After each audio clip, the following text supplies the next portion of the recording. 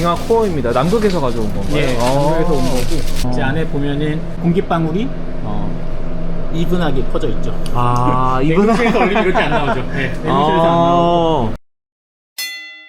전 세계 이슈로 자리 잡은 지구 온난화 탓에 아마 이런 뉴스 기사들 많이 보셨을 겁니다. 그런데 특히 저는 이 기사가 재밌었습니다. 남극의 빙하 코어에 대한 이야기인데요. 남극에서 시추한 빙하만으로 어떻게 과거 지구의 기후 또 현재 기후 변화의 위기를 알아낼 수 있는 걸까요? 도대체 이 빙하 코어에는 무엇이 들었고 이 안에 든 물질들을 어떻게 뽑아내 분석할 수 있는 걸까요? 이 같은 빙하 코어에 대한 의문점들을 풀기 위해 직접 극지 연구소를 방문해봤습니다.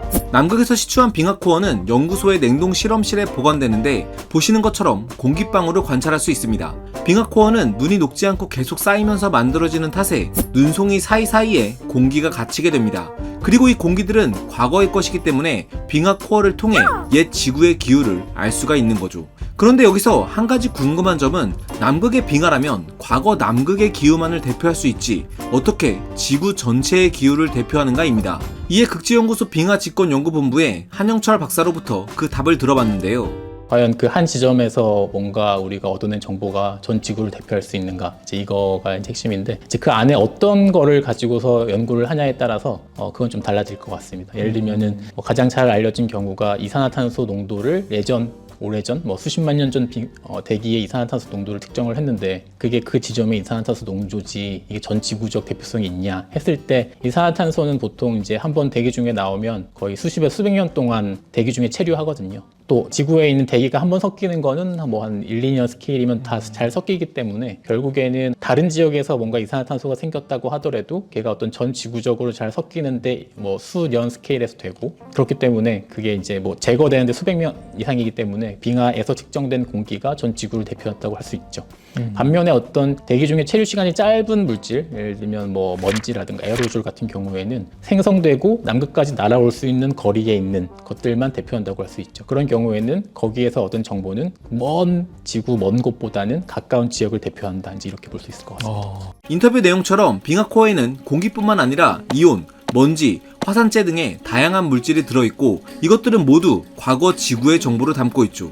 예를 들어 빙하 시루를 녹인 물인 융빙수 속의 이온들을 분석하기도 하는데 염화나트륨 이온이 특정하게 높게 검출됐다면 바람에 의해 바닷물이 많이 침투한 환경이었다는 사실을 알 수 있는가 하면 황산염이 높게 검출됐다면 주변에서 화산이 폭발했거나 황산염을 생성하는 바다 생물의 활발한 활동이 있었음을 간접적으로 유추해 볼 수도 있습니다. 또 다른 예로 빙하코어의 먼지의 총량을 통해 빙하기와 간빙기를 구분할 수도 있는데요. 빙하기에는 건조하고 바람이 강하기 때문에 먼지가 많이 생기고 이 먼지들이 남극까지 날아와 쌓이게 됩니다. 그래서 빙하코어를 분석했을 때 빙하기층은 먼지가 많고 간빙기층은 먼지가 적게 나타나죠. 또 코어 속의 납이나 스트론튬 등의 동위 원소를 분석하면 먼지의 기원지를 역추적할 수가 있는데 이는 각 대륙별 토양마다 동위 원소의 비가 특징적으로 나타나기 때문입니다. 그래서 남극에서 채취한 빙하코어 속 먼지가 남미에서 날아왔는지 아니면 아프리카나 호주에서 날아왔는지 등을 알 수가 있죠. 예를 들어 10만 년 전 빙하코어 층에는 남미의 먼지가 많이 쌓였는데 5만 년 전 층에는 아프리카에서 날아온 먼지가 많았다면 그 사이에 바람의 방향이 바뀐 걸까? 아니면 아프리카가 많이 건조해진 걸까? 등의 가설을 세워 과거 지구의 기후를 추적하는 연구를 진행할 수 있습니다.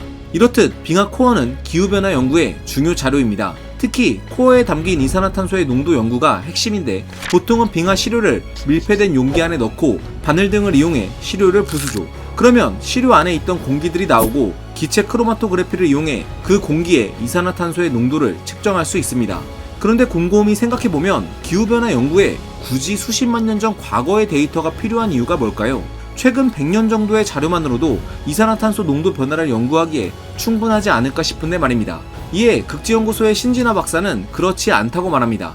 지금 산업혁명 이후로 저희가 대기 중 이산화탄소 농도를 직접적으로 측정할 수 있게 됐잖아요. 그런데 이게 아무리 길어봤자 70년 정도밖에 되지가 않습니다. 그래서 이 데이터를 통해서 이산화탄소의 농도가 지금 급격하게 증가하고 있다는 건 알고 있는데, 근데 이 데이터의 한계성이 있습니다. 왜냐하면 이 데이터를 측정할 당시에 이미 인류 활동이 너무 급격하게 일어났기 때문에 이미 자연적으로 어떤 식으로 변화됐는지에 대한 그런 정보들이 없기 때문인데요. 이러한 정보를 조금 알아서 지금의 상태를 좀 알 필요가 있습니다. 그래서 과거 연구가 필요하고 그거를 알기 위해서 가장 사용할 수 있는 건 빙하 코어이고요. 이 데이터들을 이용을 해서 이제 우리가 지금과 유사한 그 환경 조건에서 대기 중 이산화탄소 농도가 어떻게 변화되는지를 알면 좋은데 이 데이터들을 보면서 지구가 지금 어떠한 상태인지를 파악할 수 있습니다.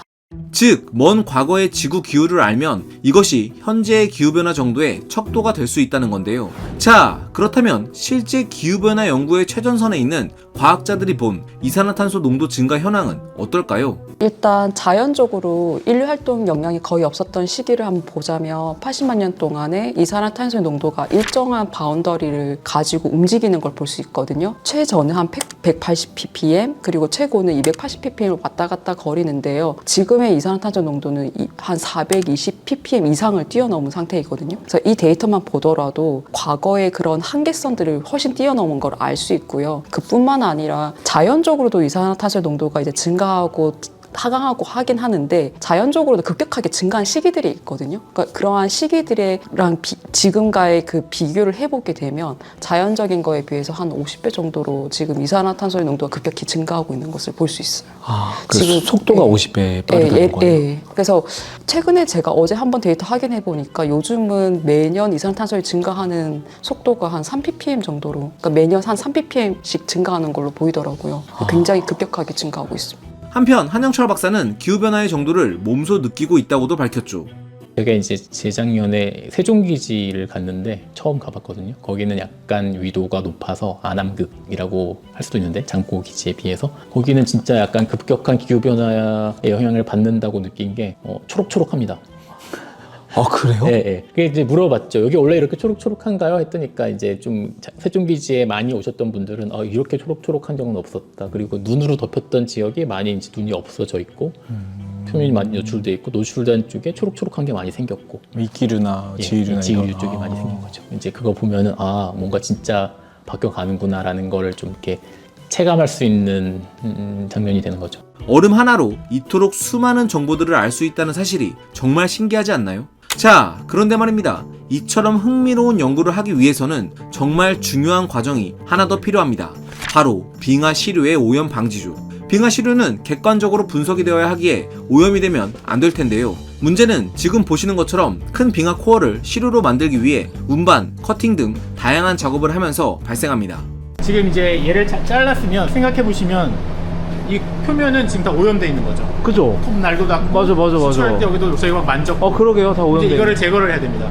이제 그걸 제거되는 걸 한번 보여드릴게요. 네네. 그래서 이렇게 세라믹 칼로 오염된 빙하 시료의 겉부분을 제거하는 작업을 하는데 최소 3차례 이상은 정성스레 깎아내야 합니다. 그리고 실제로 오염이 제거됐는지 확인하기 위해서 코어를 깎아낼 때마다 나오는 가루들을 모아 오염 정도를 분석하고 오염 정도가 그래프상 최대한 낮아졌을 때 비로소 해당 빙하 코어를 시료로 사용할 수 있습니다. 자, 그런데 여기서 끝이냐? 그렇지 않습니다. 한 가지 더 중요한 게 남았기 때문이죠. 여기는 이제 저희가 빙하 시료를 분석을 하려면은 빙하를 담을 용기가 필요합니다. 그러니까 근데 이제 생각해 보면 그 빙하를 담을 용기는 그 시료보다 훨씬 깨끗해야만 저희가 그걸 담을 수 있죠. 만약에 지저분한 용기에다가 시료를 담아버리면 시료가 오염이 되니까요. 그래서 그 시료를 담을 용기를 준비하는 곳이라고 보면 됩니다. 저희가 보통 이제 질산을 사용을 해가지고 그다음에 용기를 세척을 하거든요. 그래서 약간 농도 높은 질산부터 농도가 점점 낮아지지만 점점 순도가 깨끗한 용액에다가 담가 놓습니다. 그래서 계속 오염을 제거하고 그 다음에 그 사이사이에 또 용기를 세척하는 과정을 거치거든요.